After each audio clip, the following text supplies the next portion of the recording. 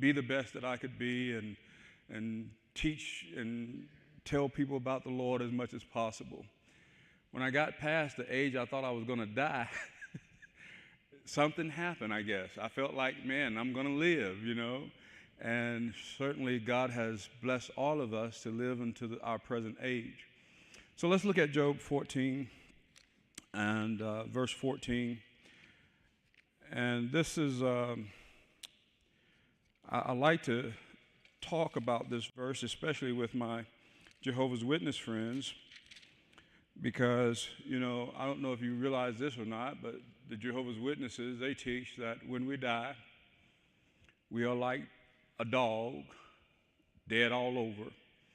We have no consciousness beyond the grave. We cannot think. We cannot know anything, cannot feel, or anything like that. And so, God is a God of logic, right? And so it doesn't even pass the logic test.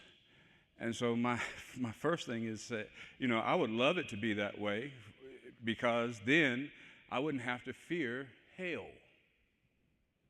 If it's the case that in eternity I won't feel anything, I won't know anything, I won't be able to see anything, man, that's great news for me, because there's a place that's called hell that the Bible talks about, and I won't have to fear that place if what you say is indeed true.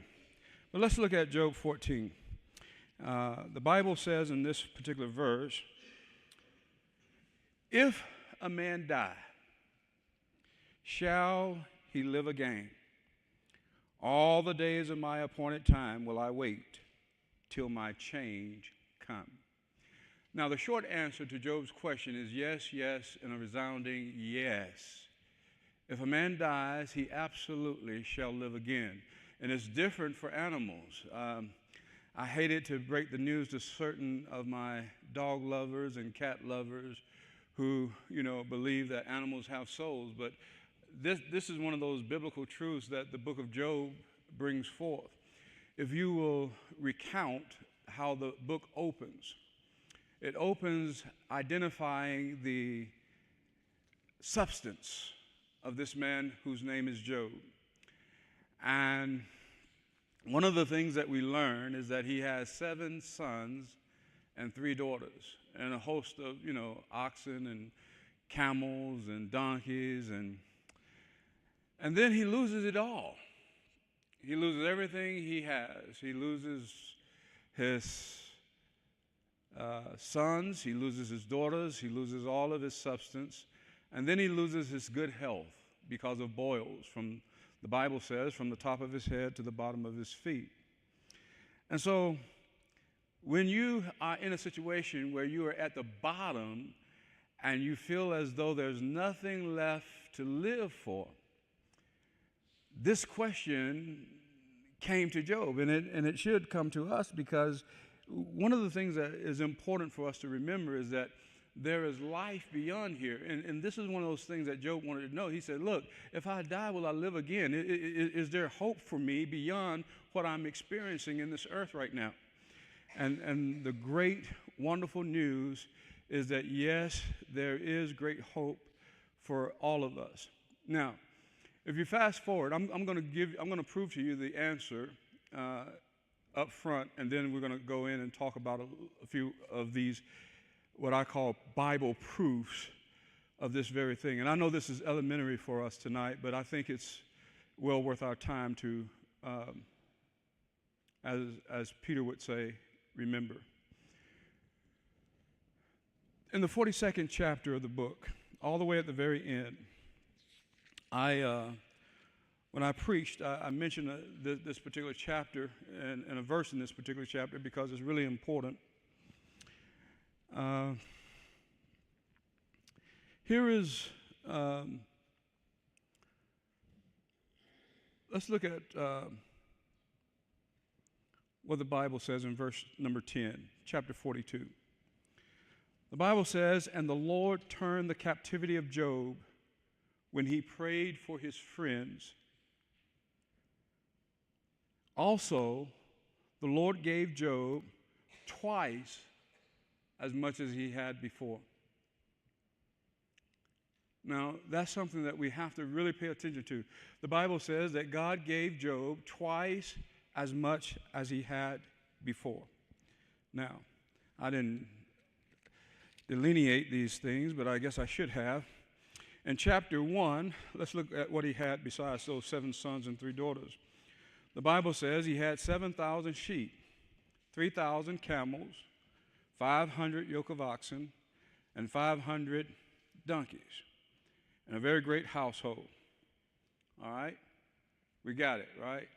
So turn back over to chapter 42 and let's look at what God did. All right? In verse number 12, drop down to 12. The Bible says, so the Lord blessed the latter end of Job more than his beginning. For he had 14,000 sheep. That's twice as much as he had, right? All right. He had 6,000 camels. That's twice as much, right? And 1,000 yoke of oxen. That's twice as much as he had. And 1,000 donkeys. That's twice as much as he had. Now, watch verse 13. He had also 7 sons and 3 daughters. Well, wait a minute. God just doubled all of the animals that Job had, but then he comes and he only gives him 7 sons and 3 daughters. I thought that God was going to give him twice as much as he had. So the reality is, when God gave Job 7 sons and 3 daughters, watch this, pay very close attention to this, it's 7 more sons and 3 more daughters, because the first 7 sons were still, watch this, alive.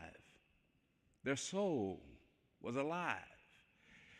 The 7 sons, the 3 daughters, their soul was still alive.